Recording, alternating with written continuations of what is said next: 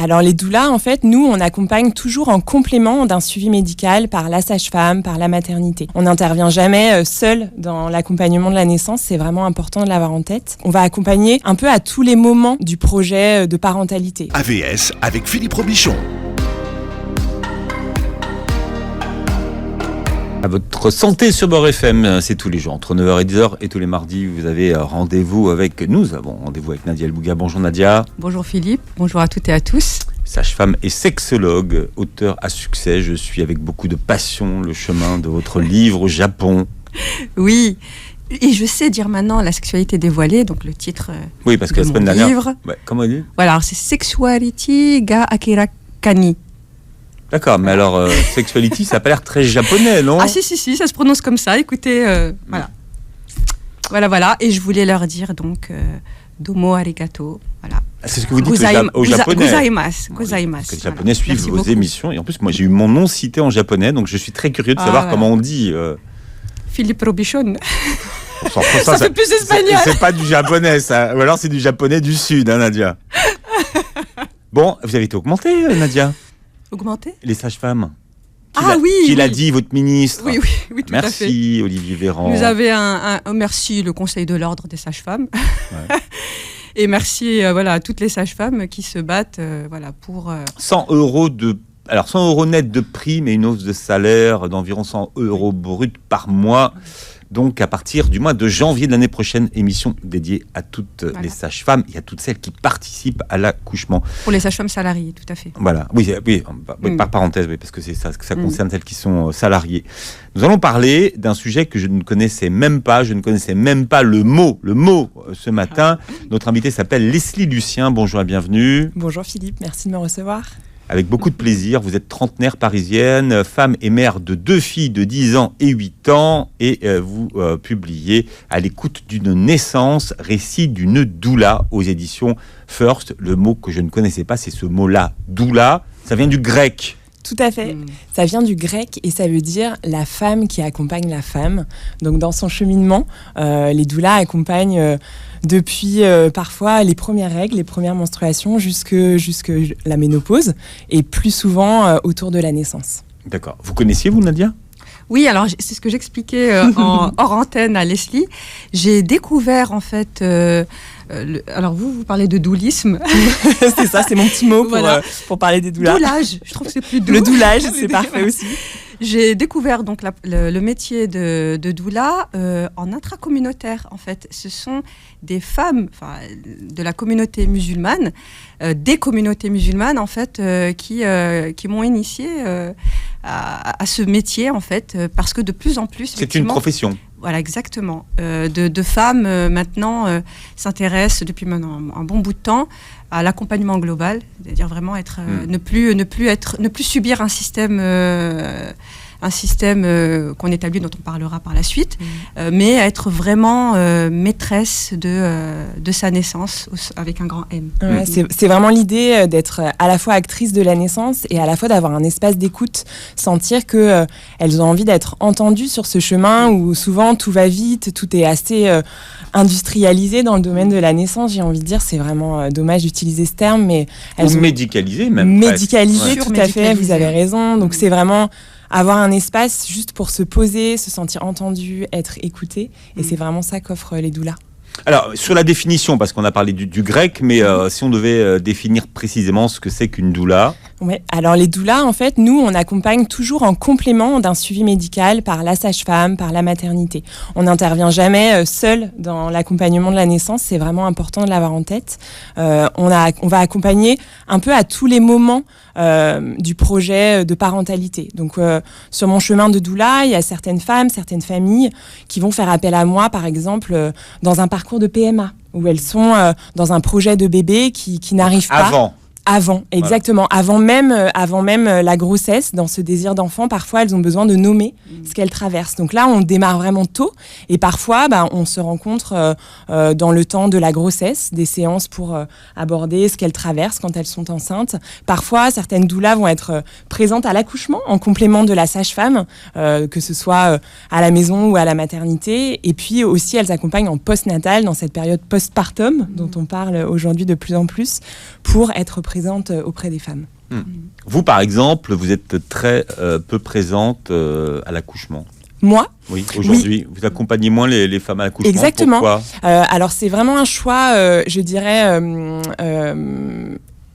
émotionnel de l'accompagnement. Dans le cheminement, ce que je ressens quand j'accompagne les familles, parce que j'accompagne bien sûr les femmes, mais j'accompagne aussi leurs partenaires. Et dans ce cheminement, ce que j'ai envie de vivre moi, c'est de donner tous les outils. C'est un peu, je donne souvent cette image-là, un peu comme un sac de Mary Poppins où les familles pourraient avoir tous les outils en termes d'écoute, en termes émotionnels, des outils aussi. Après, chaque doula a un peu ses outils pratiques pour que la famille se sente bien pour vivre et autonome pour vivre cette naissance seule, entre guillemets. Mais elle n'est pas seule, elle est encore une fois entourée par sa sage-femme, par l'équipe de la maternité qu'elle aura choisie ou du lieu de naissance. Alors justement, en lisant votre livre, je me suis posé la question parce que toutes les maternités n'ont pas connaissance de doula dans leur secteur. Vous ne rencontrez pas, alors vous ou vos collègues doula, de problèmes justement pour pouvoir accompagner quand on sait les restrictions. Alors déjà en période Covid, mais en dehors de la période, on laisse généralement pas entrer une personne supplémentaire, si ce n'est l'accompagnant ou l'accompagnante. C'est tout à fait ça, vous avez raison Nadia. Souvent, aujourd'hui en France, on va avoir seulement un accompagnant au moment de la naissance. Donc souvent, la femme donne naissance à son bébé en maternité et elle est accompagnée par son partenaire ou sa partenaire.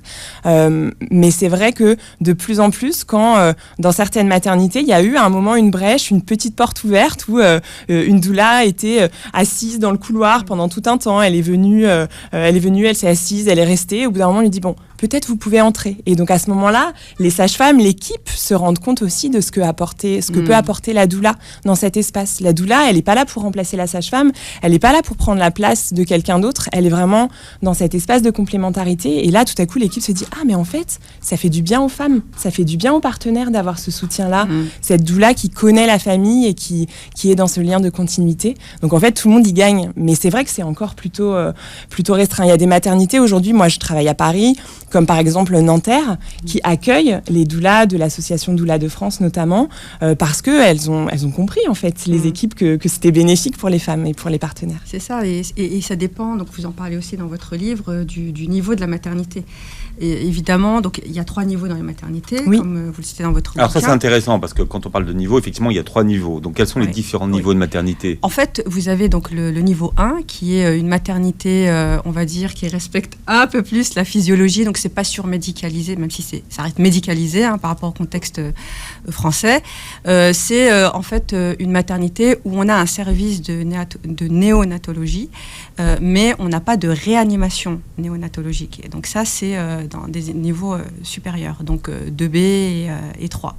Donc la différence, en fait, si vous voulez, qu'on retrouve dans l'accompagnement des équipes, c'est que dans un niveau 1, donc c'est le type de maternité où moi j'ai travaillé, on a généralement un projet qui va plutôt dans le sens d'un accompagnement global.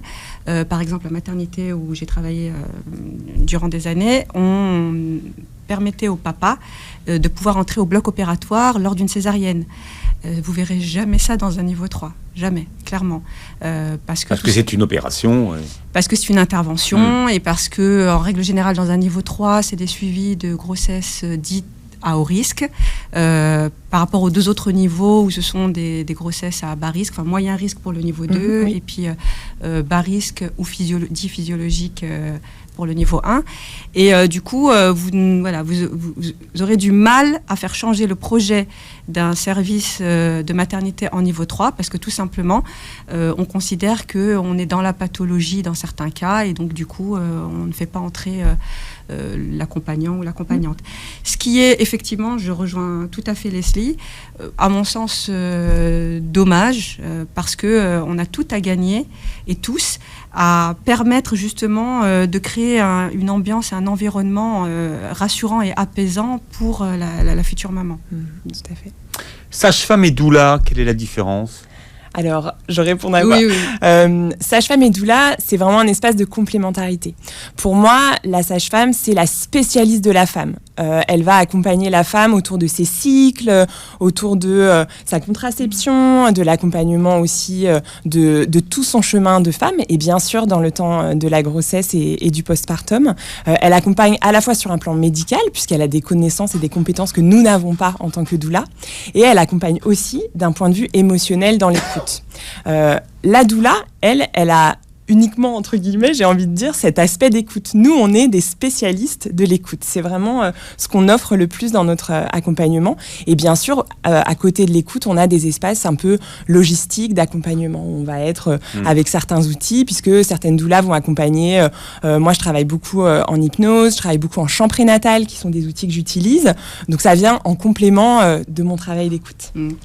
Alors, justement, quand j'ai lu votre livre, je me suis dit, ça m'a fait penser, parce que bon, on adore les guéguerres, notamment en France, aux guéguerres psychologues, coachs, voilà, avec cette non-légitimité de certains professionnels, certaines professionnelles.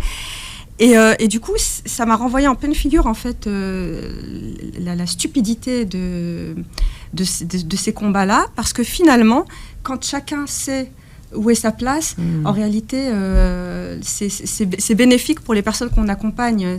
Quand tout est au clair, pourquoi se tirer dans les pattes, puisque au final, on sert le même objectif et la même cause. Donc oui, quand une doula est au clair avec sa formation et qu'une sage-femme est au clair avec sa formation, il n'y a pas de... Parce que j'ai des collègues qui sont réticentes, vous le savez. Bien sûr. Pour elles ne comprennent pas du tout la création de ce métier, de cette profession, parce que la sage-femme est aussi formée à l'écoute, à l'empathie. Sauf qu'on est dans un système, en tout cas en France, dans un système médical qui laisse de moins en moins de place aux équipes, aux professionnels de santé, pour être totalement à l'écoute. C'est-à-dire ne se vouer qu'à ça. De place et de temps. Oui, exactement. Donc d'avoir justement des professionnels qui prennent ça en charge, c'est pas démissionner en fait de notre mission, c'est avoir justement aussi ce support-là qui est juste précieux à mon sens. C'est important. L'une enlève rien à l'autre. Exactement. L'idée, c'est vraiment cet espace de complémentarité dans le soutien des femmes et de leurs partenaires. Et si un jour, on n'a plus besoin de doula parce que la société sait écouter et que tout le monde est dans cet espace-là d'écoute et d'accompagnement, on sera tous doulistes. On sera tous dans cet espace de doulisme ou de doulage. Mais c'est important, ce que vous nommez, Nadia. C'est toujours intéressant quand on ne connaît pas un mot et que subitement les gens l'emploient de façon tout à fait naturelle. Vous dites, mais qu'est-ce qui se passe? Non, mais peut-être que ceux qui nous écoutent se disent, mais de quoi ils parlent ce matin? Ouais, mais parce qu'en fait, c'est un mot de plus pour l'intellect, mais en réalité, ce qu'il transporte, c'est transgénérationnel, en fait, c'est historique. C'est-à-dire qu'il y a toujours eu des femmes et des hommes qui étaient là pour accompagner. Donc finalement, ça devient naturel parce que c'est ancré en nous. Il faut juste aller le chercher au plus profond de nous-mêmes. Et c'est important ce que vous nommez, c'est aussi que cet espace de communauté, cet espace de lien, de partage, d'écoute dans le cheminement de mère, dans le cheminement de père, on en manque aujourd'hui de cet espace de communauté et de soutien. C'est aussi pour ça que les doulas, elles ont leur place et qu'elles ont cet espace. Alors j'ai appris plein de choses dans votre livre, il y a plein de nouvelles expressions, mais il y a quelque chose qui n'a rien à voir avec la doula, c'est le principe du café suspendu. C'est le happy hour de la doula. Je vous en dis plus. En fait, À l'écoute de la naissance, j'avais vraiment envie de nommer aussi le fait que la doula, elle se veut, en tout cas, c'est comme ça que je vois mon métier, accessible à tous. Donc parfois, il y a certaines familles qui vont me demander, est-ce que Leslie, tu as un tarif solidaire? Donc oui, c'est aussi possible pour moi de baisser mes tarifs pour certaines familles parce que je sais qu'elles en ont besoin et c'est aussi important pour moi d'être inclusive aussi dans le fait d'accompagner toutes les familles qui peuvent avoir envie de faire appel à moi. Et le café suspendu, l'idée, c'est que chaque famille que j'accompagne puisse, par ce qu'elle paye en fait en termes de tarifs, participer un petit peu au financement d'un accompagnement que je vais pouvoir faire gratuitement. Donc c'est le principe du café suspendu où je paye un café dans un bar où je vais prendre un café et je paye un autre café qui sera offert à une personne qui viendra et qui ne le paiera pas. Il y a cette idée que la doula, c'est l'accompagnatrice de celles qui veulent accoucher à la maison. C'est vraiment une idée reçue qui reste assez ancrée. Merci de la nommer parce que il y a un mouvement. Enfin, et autour de nous, on a quand même beaucoup de femmes qui reviennent à ça, en dire moi je vais accoucher à la maison. Donc, oui, alors pour moi c'est vraiment important de nommer que la doula, elle accompagne tous les projets de naissance. L'idée pour moi c'est pas de dire je prends une doula et puis comme ça je suis sûre que j'accoucherai sans péridurale chez moi avec ma sage-femme. Mais d'où ça vient cette idée? Il y a une part de vérité quand même au départ. Oui, je pense qu'il y a une part qui est que au départ, les doulas ont davantage accompagné sans doute les femmes qui étaient dans une mouvance d'accompagnement respectueux, sans péridurale, retour au corps, sans médicaments, etc. Aujourd'hui, je vois que ça, c'est en train vraiment de shifter, puisque moi, dans mes accompagnements, la majorité des femmes, j'ai envie de dire 95% des femmes que j'accompagne, elles accouchent en maternité, mais dans cet espace de la maternité, elles ont envie d'être entendues. Et ça ne veut pas dire aussi qu'elles prendront forcément un accouchement sans péridurale. Il y a énormément de femmes que j'accompagne qui ont envie d'être entendues, d'avoir les informations autour de la naissance pour faire leur choix. Et souvent, elles vont nommer le fait que j'ai une femme qui m'avait nommé ça et je l'ai nommé dans le livre. Elle m'a dit mon bébé a une pathologie au cœur. J'ai vraiment la sensation que maintenant, je peux plus faire appel à toi dans le cadre de la grossesse. Je l'accompagnais, elle était à 5 mois de grossesse. Elle découvre ça avec son compagnon. Donc, elle est transférée de maternité. Elle se retrouve dans une maternité de niveau 3. Et elle me dit, en fait, j'ai l'impression que je peux plus être accompagnée par toi. Et je lui dis, mais si, bien sûr. Bien sûr que les femmes qui donnent naissance dans des maternités de niveau 3, elles ont le droit d'être accompagnées et de cheminer avec une doula, bien sûr. Donc c'est vrai que comme disait Philippe, certains et certaines ont encore l'image, vous le dites très bien dans votre livre, de la doula free de nipple, nos bras, jupe à fleurs. Exactement. Non, et poils sous les bras. Et poils sous les bras. C'est ça. Et oui, évidemment. La totale. Bon, on n'ira pas vérifier, mais voilà, Et là, je tombe de mon siège. Mais c'est bien fait pour moi, j'avais qu'à pas vous lancer sur le sujet. Voilà. Mais comme aussi, il y a encore cette idée que la sage-femme qui fait l'accompagnement global, c'est la sage-femme écolosène, qui est complètement déconnectée du monde, qui fume du shit. Il y a cette image-là encore dans certains lieux. Donc non, en fait, il faut tout simplement, comme je le dis depuis des années maintenant à la radio, il faut décoller les étiquettes. Exactement. Voilà, ne collons pas d'étiquettes. On peut être de n'importe quelle ethnie, origine, couleur, confession, orientation sexuelle, identité de genre. C'est pas ça l'essentiel. C'est en tant qu'humain et humaine, je peux apporter, et notamment à ma place de doula. Et c'est important parce qu'il y a vraiment, j'ai envie de dire qu'il y a vraiment autant de doulas que de familles, que de grossesses. Les femmes et leurs partenaires vont vraiment évoluer aussi au travers de leur grossesse. Une femme qui va avoir 3-4 enfants, elle va pas vivre la même chose. Peut-être elle a vécu des fausses couches, peut-être elle a vécu une naissance en maternité, une autre ailleurs. C'est important de sentir que la coloration de la doula, elle est aussi importante. C'est sentir que quand je rencontre ma doula, est-ce que elle me fait oui ou est-ce qu'elle me fait non quand je la rencontre? Il faut qu'il y ait vraiment un vrai coup de cœur, j'ai envie de dire, pour se sentir à l'aise. On rentre dans un espace d'intimité. Nous, en tant que doula, la plupart du temps, on n'a pas de cabinet. On va au domicile des familles que l'on accompagne et ça aussi, ça change beaucoup de choses. Parce que on rentre dans cet espace de l'intime, on rentre dans cet espace de partage où tout à coup, beaucoup de choses sont dites et sont nommées. Donc, on a besoin d'être dans ce lien-là. Et donc, si ça fit pas, ça fonctionne pas avec nos doulas, mais c'est que c'est pas la bonne doula pour nous, on en trouve une autre. Ouais. Ce que dit Leslie là, c'est fondamental. D'ailleurs, on le voit bien en milieu rural, la relation que les médecins généralistes ont avec leurs patients et leurs patientes. Ils vont au domicile, donc ça n'a absolument rien à voir. Alors, je dénigre pas évidemment les médecins qui sont exclusivement en cabinet, mais le lien, la relation est pas du tout la même. Bien sûr. Moi, je l'ai constaté depuis le début de cette crise sanitaire où je suis sur le terrain, on the road, chez les femmes, exactement, chez les couples, chez les familles, où je suis accueillie, où je suis amenée effectivement à prendre un thé, et là, je suis dans l'intimité de la famille, mais ça change complètement. J'ai même plus envie de retourner à mon cabinet. Pour vous dire, c'est complètement différent en fait la relation. Enfin, il y a un lien qui se tisse. D'ailleurs, pas plus tard qu'hier, j'ai une patiente qui m'a pris dans ses bras et on s'est mis à pleurer toutes les deux parce que voilà, il y a un lien qui se tisse quand on passe plusieurs fois chez une personne et que du coup, vous devenez sa confidente, presque son amie, sa référente, sa mère, sa sœur.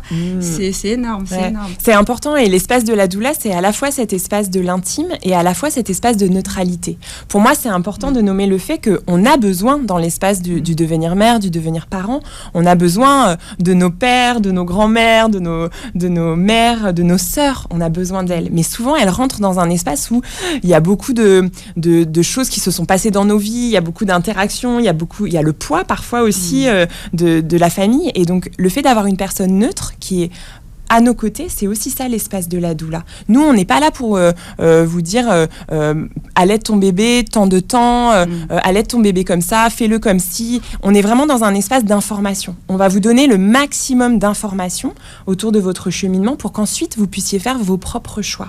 Et ça, c'est vraiment l'espace de la doula, cet espace neutre, il est vraiment important. Tout à fait.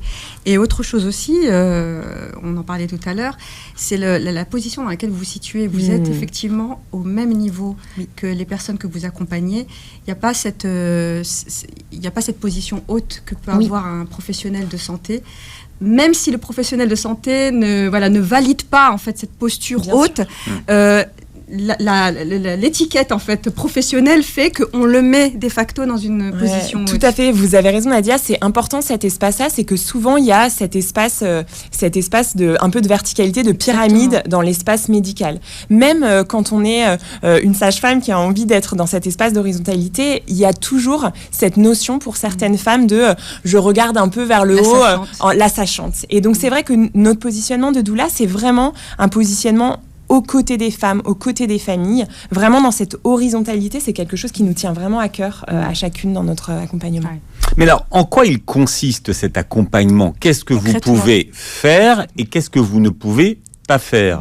Alors, ce qu'on peut faire, c'est vraiment offrir cet espace d'écoute. Donc, la plupart du temps... C'est quoi un espace d'écoute? Ça veut dire que vous êtes là pour écouter les gens? La plupart du temps, quand on se rencontre, je donne un exemple de ce que je pourrais vivre dans l'accompagnement. Je rencontre une famille qui est enceinte de 3-4 mois. On se rencontre pendant 1h30 à leur domicile. On va pouvoir nommer où ils en sont. Est-ce que c'est leur premier bébé? Est-ce qu'ils ont vécu une première naissance? Est-ce que cette première naissance, elle était traumatique? Est-ce qu'il y a eu des choses qui se sont passées à la maternité, en postpartum, dans l'accueil de leur bébé? J'offre cet espace pour que les familles nomment. Qu'est-ce qui se passe pour elles dans cette nouvelle grossesse? Comment elles cheminent? Pourquoi sans vous, ils nommeraient pas?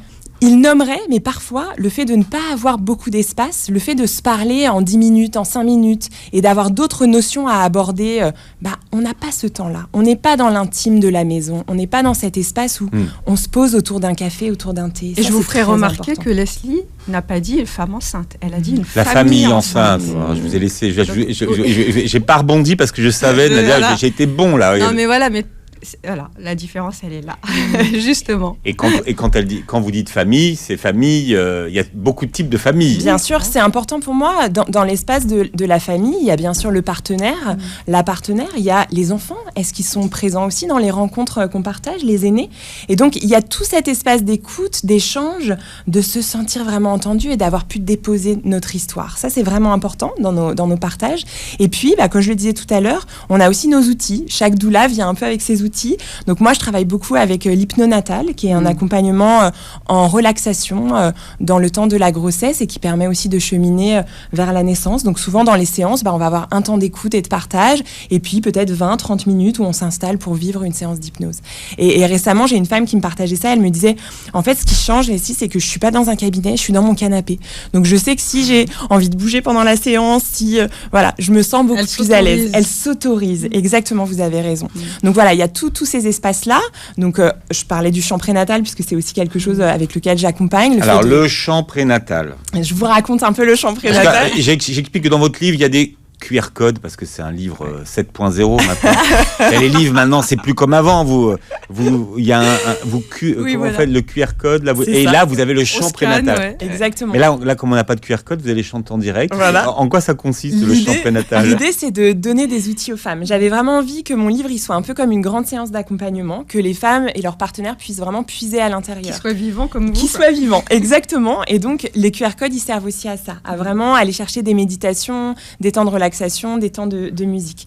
En chant prénatal, on dit toujours qu'il n'y a pas besoin de chanter juste, mais juste de chanter. L'idée, c'est de se mettre en lien avec son bébé, en fait, par la voix. Quand je fais une vocalise, et ça, vous le savez, en ayant été présente à beaucoup de naissances, la voix, ça nous fait lâcher sur la tête. Sur ce petit moulin-là, la to-do list de il faut préparer le sac, il faut préparer la chambre, il faut tout prévoir pour la naissance de son bébé. Là, on va juste rentrer dans des vocalises, dans du temps d'accueil de son bébé. Et voilà, c'est vraiment ça l'idée, être en lien avec son corps et souffler ses contractions, ça va nous servir aussi au moment de l'accouchement. Et mon chant prénatal? On peut chanter un chant de bienvenue, par exemple, Aloha. On chante Aloha, Aloha, Aloha. Bienvenue au bébé. Il y a une phrase qui m'a alerté dans votre livre. Il faut que je la retrouve. Donc, vous dites que ce sont les enfants qui choisissent leurs parents et pas l'inverse. Moi, j'aime bien cette idée aussi parce que souvent... Ce sont les enfants qui choisissent leurs parents et pas les parents qui choisissent leurs enfants. Ouais. Mais ça veut dire quoi? Pour moi, c'est aussi l'espace de laisser l'enfant choisir le moment de sa naissance. Il y a des femmes et aussi leurs partenaires dans l'espace de la grossesse qui vont être beaucoup dans le contrôle. Parce que, comme on se le disait, il y a vraiment un espace de mentaliser. Je veux réussir mon accouchement physiologique. Je veux vivre la plus belle naissance. Il y a vraiment cette notion-là. Et j'ai envie de dire aux familles, mais vous décidez pas de tout. Votre bébé, il s'est installé à ce moment-là parce que oui, vous l'avez désiré la plupart du temps. Parfois, pas toujours aussi. Mais voilà, il y a eu du désir, il y a eu quelque chose qui a fait que ce bébé s'installe. Donc j'ai aussi envie de dire aux familles qu'elles ne portent pas non plus tout le poids de cet espace-là. Le bébé, il est là, il choisit de venir. Parfois, il choisit de venir un mois avant le terme et il arrive un petit peu plus tôt. Voilà, il choisit son moment et c'est aussi ça que j'ai envie de partager aux familles, de ne pas être trop dans l'espace du contrôle permanent. Et ça, en tant que professionnel de santé, on a tendance à l'oublier, notamment avec les déclenchements. Hein. On veut que le bébé arrive dans la fenêtre qu'on a ouvert pour lui et qu'on a décidé et pas autrement. Et on est très souvent nargué par les bébés et tant mieux. Exactement. Right on time, comme on dit. Ouais, exactement. Mais en fait, parce que vous racontez votre histoire, tout part de votre première naissance. Hein. Vous racontez comment vous avez été dépossédé, sans le savoir, de votre première naissance. Parce que finalement, vous ne saviez rien. Tout à fait. C'est important. Ce que vous nommez là, Philippe, c'est aussi être dépossédé sans le savoir. Pour moi, c'est vraiment important ça. Il y a beaucoup de femmes qui ne questionnent pas l'espace de la naissance et leurs partenaires aussi parce qu'en fait, on s'en remet.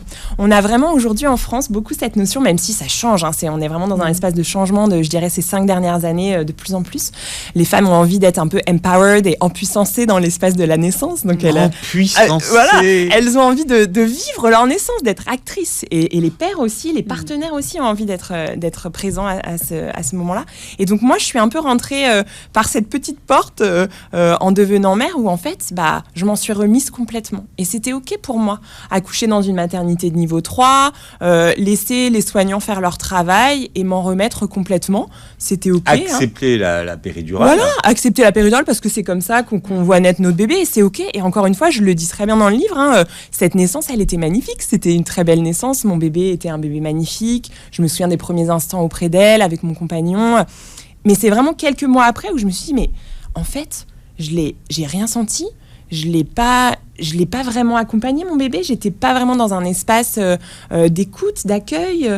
Même avec mon partenaire, on était subi, quoi. Voilà, j'ai un peu subi, mais c'était pas contre les soignants. Ils étaient super, hein, franchement, ils m'ont accompagnée, mais ils m'ont accompagnée avec cette notion qui est aujourd'hui ce vers quoi j'ai envie de dire aux femmes et aux familles, en fait, il y a d'autres manières de faire naître votre bébé, en étant dans un espace de conscience de la naissance. Donc physiologiquement. Oui, mais pas que, parce qu'il y a aussi la physiologie, ça veut dire respecter le cheminement du corps. Donc prendre une péridurale, on sort de la physiologie. Mais il y a plein de femmes et plein de familles que j'accompagne qui choisissent de prendre une péridurale. Mais choisir de prendre une péridurale, ça ne veut pas dire qu'on n'a pas le droit d'être informé, qu'on n'a pas le droit de nommer ce qui se passe, de dire ce dont on a besoin. Et c'est ça que j'ai envie de partager aux familles familles aujourd'hui. Et de choisir, du coup, et de savoir qu'on peut choisir aussi sa maternité en fonction, pour par exemple, les femmes qui souhaiteraient avoir une péridurale déambulatoire et ne pas rester figée, allongée, bloquée dans son lit. Les femmes sont souvent très surprises quand je leur dis, mais allez questionner les protocoles. Là, vous êtes inscrite dans cette maternité. Est-ce que ces protocoles, ils vous conviennent? Est-ce que vous avez envie de les questionner? Est-ce que c'est un peu notre chemin, j'ai envie de dire, de femmes et de partenaires, en tout cas de famille, de nommer ce dont on a besoin. Sinon, rien ne change. Les maternités, elles sont dans leur protocole et c'est OK, hein, moi je leur en veux pas. Donc c'est aussi cet espace-là, c'est notre espace de femmes de se dire, OK, je pose les questions. Ah oui, donc il faut que je pose des questions. Mais si personne l'a nommé en amont, les femmes, elles y vont et puis elles s'en remettent. D'où l'intérêt du projet de naissance. Exactement. C'est-à-dire que ça a été... quand on tape sur Internet, projet de naissance, on a l'impression que c'est un simple papier sur lequel on pose nos desiderata. Mais en réalité, vous êtes là pour justement faire accoucher de son véritable projet de naissance et de comment je souhaite naître et faire naître mon bébé, enfin accompagner en tout cas mon enfant à la naissance. C'est très important, l'espace du projet de naissance. Le projet de naissance, c'est nommer ce que l'on souhaiterait idéalement pour la naissance de notre bébé. Et encore une fois, la vie amène parfois aussi des choses qu'on n'avait pas prévues. Hein. Quand on veut une naissance par voie basse, mais que finalement c'est une césarienne, c'est aussi bien d'y avoir pensé un petit peu en amont, de l'avoir nommé. Ça, c'est des choses que les femmes et les familles vont souvent nommer auprès de leur sage-femme dans la préparation à la naissance. Moi, je vais venir en complément. On va venir renommer le projet de naissance en disant comment vous avez commencé à le construire avec votre sage-femme, et puis avec mon regard un peu extérieur, avec ce temps de l'intimité où on partage, on va pouvoir nommer. Donc vous avez envie de ça, peut-être c'est bien d'en discuter avec la maternité. Et voilà, et je donne un peu des informations vraiment factuelles sur ce qui existe et ce qu'il est possible de vivre, et les familles s'en saisissent en disant ça m'appelle, je sens que ça j'ai vraiment très envie de le vivre, donc je le note. L'idée c'est d'incarner son projet plutôt que d'avoir une petite feuille de papier. Exactement. C'est pas le projet de naissance, c'est important ce que vous disiez Nadia, c'est pas juste une petite feuille que je vais donner à la maternité en mode regardez, j'ai écrit mon projet de naissance, je veux pas ça, je veux pas ça, je veux pas ça, je veux ça, je veux ça, je veux ça. C'est plus incarné pour que votre partenaire il dise oui, je vais être là pour te soutenir, pour nommer le projet de naissance. Et ça, c'est aussi intime, c'est aussi une équipe pour le couple de vivre ça. Ouais, et c'est fondamental parce qu'en fait, vous le questionnez, enfin vous le posez dans votre livre, ça met au centre de tout ça le consentement. Bien sûr. C'est-à-dire, à un moment donné, j'entre dans la pièce pour réexaminer une femme, ça coule pas de source. Jusqu'à maintenant, ça coulait de source dans les équipes, c'est je suis là pour examiner, donc j'examine. Non, c'est son corps, donc je demande si je peux toucher la personne, examiner la personne. Enfin voilà, c'est quand même très intrusif comme examen. Donc voilà, le projet sert aussi à ça. C'est très important que les familles réalisent qu'elles ont leur mot à dire. Et encore une fois, l'idée, ce n'est pas du tout d'aller contre l'équipe. Ce n'est pas pour rentrer dans un combat, dans une bataille.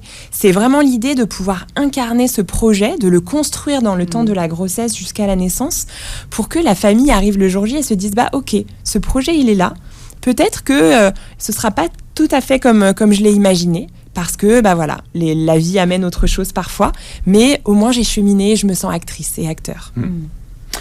Alors, ça va jusqu'au détail il y a des femmes, par exemple, qui veulent, lors de l'accouchement, avoir une alaise, être couvertes, parce qu'elles ne veulent pas voir ce qui se passe derrière, ou pour des questions de pudeur, ou quoi qu'est-ce. Et des femmes qui veulent être complètement nues, elles veulent pas qu'on mette d'alaise, elles veulent pouvoir être complètement libres dans la salle, mais tout en respectant en fait leur intimité pour autant. Donc tout ça, on peut pas le deviner, et c'est important. Faut le poser, faut l'écrire. Faut le poser, sinon on formate les gens. C'est-à-dire, une femme arrive, on me donne une blouse, elle s'allonge, elle est habillée de telle façon, elle est couverte de telle façon, et en fait, ça devient une usine finalement. Exactement. Ouais, c'est respecter l'individualité. Respecter la personne qui vient donner naissance. La naissance, c'est magnifique. C'est un moment qui arrivera peut-être 1 fois, 2 fois, 4 fois, 5 fois dans la vie d'une femme. Mais c'est tellement précieux. Exactement. Donc, respectons ça. C'est tellement magique. Il y a une question que vous posez souvent, c'est voulez-vous connaître le sexe de votre bébé ? Pourquoi est-ce que vous posez cette question ? Elle sert à quoi ? Souvent, c'est une question que je posais pas au départ parce que voilà, ça faisait partie du cheminement de la famille. Et je me suis rendu compte dans les partages que j'ai avec les familles que régulièrement, ça vient toucher quelque chose de très fort pour la famille. Je vous donne un exemple, mais dans le livre, j'en parle aussi. Une femme que j'ai accompagnée était vraiment issue d'une tribu de femmes. Elle avait 2 sœurs, vraiment accompagnées beaucoup par sa mère qui était très présente, par sa grand-mère aussi. Elle était persuadée pendant sa grossesse d'attendre une fille. Et donc on a pas mal échangé sur ça. Est-ce que c'était important de connaître le sexe, de pas le connaître ? Qu'est-ce qui se passe quand je ne connais pas le sexe mais que à la naissance mon bébé est finalement un petit garçon ? Ça vient toucher des choses de l'ordre de nos lignées, de nos familles. Donc souvent, je vais un peu poser la question en disant vous en êtes où ? Vous savez déjà si c'est une petite fille ou un petit garçon et vous êtes comment par rapport à ça ? Et là, encore une fois, quand on laisse cet espace d'écoute pour déposer, tout à coup, pour certaines, ça va être juste, ok, c'est une petite fille, on est super content, voilà. Et pour d'autres, ça va être, oh mon Dieu, c'est une petite fille, là, ok, j'ai besoin de déposer, j'ai besoin d'en parler, voilà ce que ça vient toucher chez moi, en fait. Donc c'est important. C'est pas anodin. Alors, un terme pour vous, Nadia, à redéfinir, la matrescence. Ah oui, alors ça c'est un terme que j'ai découvert moi aussi. Alors pas la lecture du livre de mais Leslie, c'est voilà. Un terme qui mérite d'être défini et redéfini. Oui. En fait c'est la contraction de maternité et adolescence et c'est cette période en fait de chamboulement interne quand voilà on chemine vers vers ce qu'on appelle la maternité, la parentalité. Voilà, il y a la patrescence, c'est ça, c'est pas encore, c'est pas, voilà, ça n'a pas encore éclos. Non, mais on pourrait, oui, mais en fait, c'est ça, c'est ce processus qui se passe en fait psychique, qui fait que on réalise ou pas, on conscientise ou pas qu'on passe de son identité de femme. À mère. Exactement. C'est Dana Raphael qui est anthropologue dans les années 70 qui a nommé pour la première fois ce terme, la matrescence, aux États-Unis. Et en France, il a été vraiment, j'ai envie de dire, remis au goût du jour. On en a entendu parler par le podcast de Clémentine Sarlat qui s'appelle La matrescence, où vraiment elle donne de la voix aux femmes dans leur cheminement de mère. Et c'est vraiment cet espace de mue. Je sens vraiment cet espace où quand la femme donne naissance à son bébé, finalement elle est dans un espace de vulnérabilité absolue. La vulnérabilité, c'est pas un gros mot, c'est sentir que elle va vraiment être dans cet espace à la fois de fragilité, de force, parce que tout à coup il se passe plein de choses dans cette maternité, mais voilà, c'est une nouvelle naissance. La naissance de ce bébé, c'est aussi une naissance pour elle. Donc il y a vraiment cet espace de chamboulement comme à l'adolescence. On sait plus trop qui on est, on a besoin de repères, et là aussi l'espace de la doula et de la communauté est vraiment important. Tout à fait. Il y a tout un département d'ailleurs dans une université aux États-Unis qui ne se voue qu'à cette recherche-là. Sur ce concept de matrescence. Bien, pour toutes celles et tous ceux qui nous écoutent, comment on fait pour recruter une doula ? Il y a des sites, pour rencontrer la bonne doula d'ailleurs. Ouais, alors la bonne doula, c'est vraiment la doula que vous aurez rencontrée, avec qui vous aurez vraiment ce feeling. Vous allez sentir que elle est respectueuse. Déjà, elle ne vous dit pas comment faire les choses. Ça, c'est important vraiment pour moi en tant que doula. La doula, elle est là pour vous accompagner, pas pour vous dire fais ci, fais ça. Ça, c'est très important. En France, on a un annuaire qui est l'annuaire des doulas de France, où vous pouvez commencer à regarder un petit peu une doula. Et puis, il y a des sites, notamment une page Facebook, Trouver sa doula, qui a été créée par une doula, Élodie, qui est à Lyon. Et voilà, où on peut... Vous avez une association aussi. Exactement. Donc, exactement, l'association Doula de France fédère une partie des doulas qui se sont formées en France. Et voilà, il y a plein d'associations et d'annuaires qui se créent en ce moment, mais n'hésitez pas vraiment sur les réseaux sociaux, vous pouvez trouver assez facilement votre doula. Et si ça vous donne, si ça vous a donné envie de rejoindre cette profession, il y a des formations de doula. Oui, exactement, il y a des formations de doula. Vous pouvez vraiment, l'idée c'est d'avoir un espace où vous allez pouvoir partager avec d'autres femmes sur votre cheminement, vous former aussi sur les différents sujets sur lesquels on va pouvoir accompagner les femmes. Donc il y a plusieurs instituts qui forment. Mais ce n'est pas réglementé encore. Exactement, c'est important de le nommer, merci. C'est pas encore réglementé. réglementé, mais ça ne veut pas dire qu'on fait n'importe quoi.